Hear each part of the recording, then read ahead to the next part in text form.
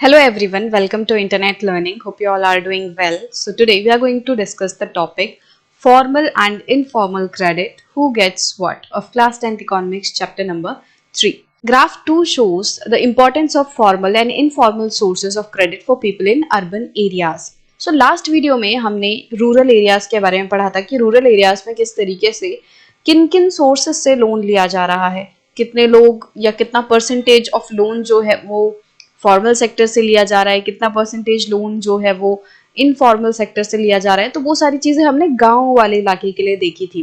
But अब इस video में हम फोकस करेंगे, उसी तरीके के ग्राफ्स देखेंगे, बट इस बार हम अर्बन एरियाज की बात करेंगे कि अर्बन एरियाज में कहाँ से किस सोर्स से लोन लिया जा रहा है, कौन से सेक्टर से लोन लिया जा रहा है।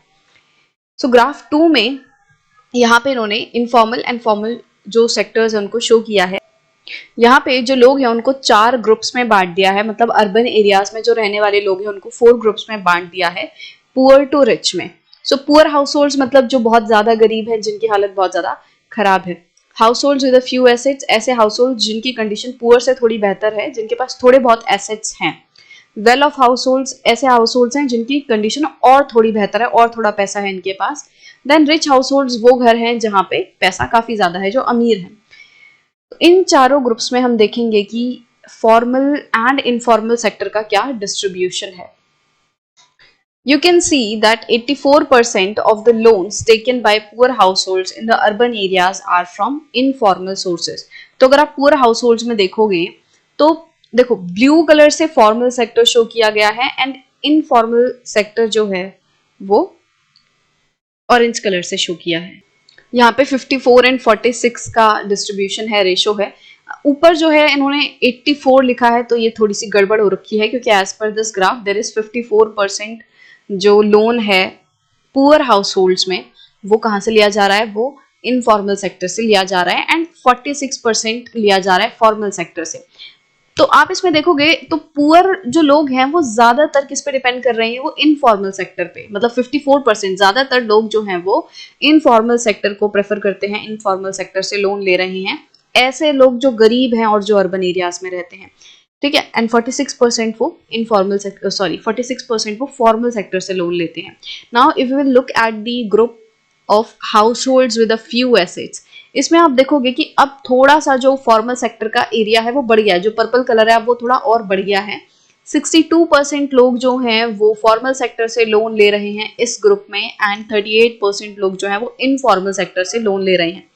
वेल ऑफ में देखोगे तो और बढ़ रहा है, और ज्यादा लोग फॉर्मल सेक्टर से लोन ले रहे हैं। 73% लोग जो अर्बन एरियाज में हैं and well of house hold से हैं वो फॉर्मल सेक्टर से लोन ले रहे हैं एंड 27% लोग जो है वो इनफॉर्मल सेक्टर से लोन ले रहे हैं। एंड रिच हाउस होल्ड में ये फर्दर और ज्यादा परसेंटेज बढ़ जाती है फॉर्मल सेक्टर लोन की। 83% लोग जो हैं वो फॉर्मल सेक्टर से लोन ले रहे हैं एंड 17% लोग जो हैं वो इनफॉर्मल सेक्टर से लोन ले रहे हैं। इसका मतलब आप देखोगे जैसे जैसे पुअर से रिच की तरफ हम बढ़ रहे हैं, फॉर्मल सेक्टर का परसेंटेज बढ़ रहा है एंड इनफॉर्मल सेक्टर का परसेंटेज घट रहा है। मतलब जो ज्यादा अमीर लोग हैं वो प्रेफर करते हैं फॉर्मल सेक्टर से लोन लेने की, उनको इजीली मिल भी जाता है फॉर्मल सेक्टर से लोन। बट जो पुअर हाउस होल्ड्स हैं वो अभी भी रिलाई करते हैं ज्यादातर इनफॉर्मल सेक्टर्स पे, उनके लिए ज्यादा आसान रहता है, उनके लिए ज्यादा एक्सेसिबल है इनफॉर्मल सेक्टर्स। जो पुअर हाउस होल्ड्स हैं वो काइंड ऑफ एक तो खुद से भी अवॉइड करते हैं फॉर्मल सेक्टर्स में जाना, उनको थोड़ा कॉम्प्लिकेट लगता है, प्रोसीजर थोड़ा सा कॉम्प्लेक्स लगता है। काफी बार उनके पास वो सारे डॉक्यूमेंट्स नहीं रहते। अब गरीब पर्सन है, उसके पास मान लो प्रॉपर डॉक्यूमेंटेशन नहीं है लोन लेने के लिए, तो वो कैसे लेगा। तो काफी सारी दिक्कतें होती हैं जिनकी वजह से पुअर हाउस होल्ड्स ज्यादातर वो थोड़े टिल्टेड रहते हैं इनफॉर्मल सेक्टर के तरफ। बट जैसे जैसे पैसा बढ़ता है, जैसे जैसे आप देखोगे गरीब से अमीरी की तरफ जा रहे हैं, तो फॉर्मल सेक्टर का परसेंटेज बढ़ रहा है। So compare this with the rich urban house holds, what do you find. तो हमने इसको कंपेयर किया, हमने पुअर हाउस होल्ड्स को रिच हाउस होल्ड से कंपेयर किया, तो हमने देखा कि जैसे जैसे हम पुअर से रिच की तरफ बढ़ रहे हैं, फॉर्मल सेक्टर का जो लोन है वो बढ़ रहा है।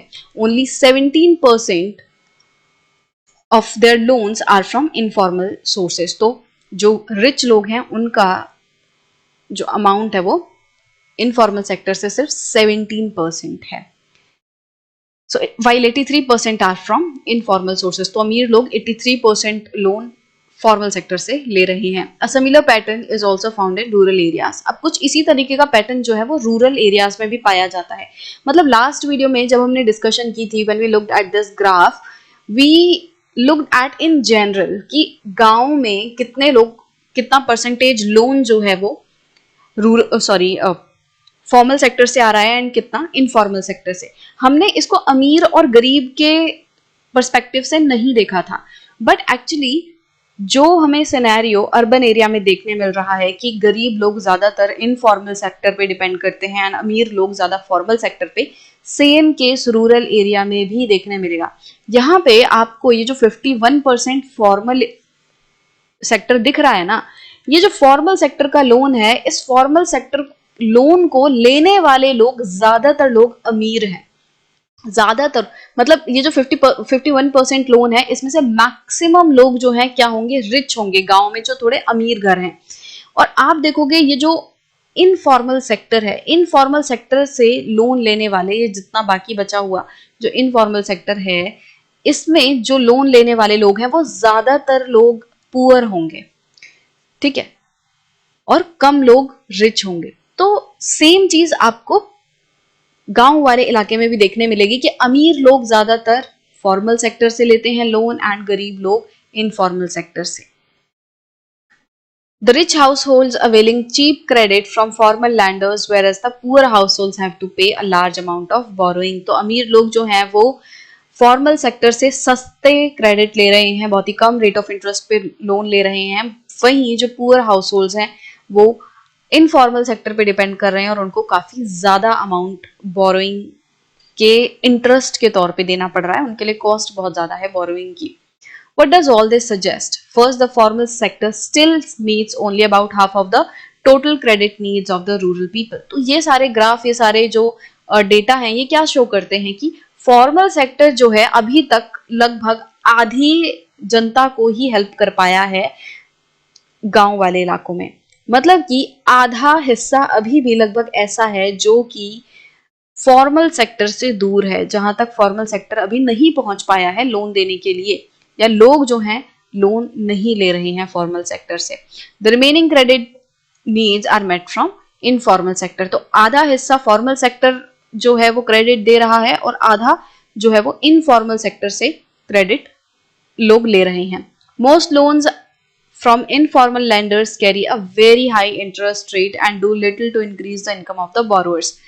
ज्यादातर जो लोन है इनफॉर्मल लैंडर्स से जो लिए जाते हैं उनमें बहुत ज्यादा हाई इंटरेस्ट रेट चार्ज किया जाता है। अभी तक ये चीज हमने काफी बार डिस्कस कर चुकी है कि जो इनफॉर्मल सेक्टर है, जो मनी लैंडर्स हैं, ट्रेडर्स हैं, ये क्या करते हैं, ये बहुत ही high rate of interest charge करते हैं, जिसकी वजह से जो बोरोअर है उसकी इनकम काफी कम हो जाती है। जो लैंडर है, इनफॉर्मल लैंडर, वो कुछ भी नहीं करता, उसको कोई फर्क नहीं पड़ता कि बोरोअर की इनकम बढ़ रही है या घट रही है, उसको high rate of interest he charge करना होता है। Thus, it is necessary that the banks and cooperatives increase their lending, particularly in the rural area, so that the dependence on informal sources of credit reduces. तो बहुत ज्यादा जरूरी है कि cooperatives and banks, मतलब जो फॉर्मल सेक्टर है, वो अपनी लैंडिंग्स को बढ़ाए, स्पेशली रूरल एरियाज में।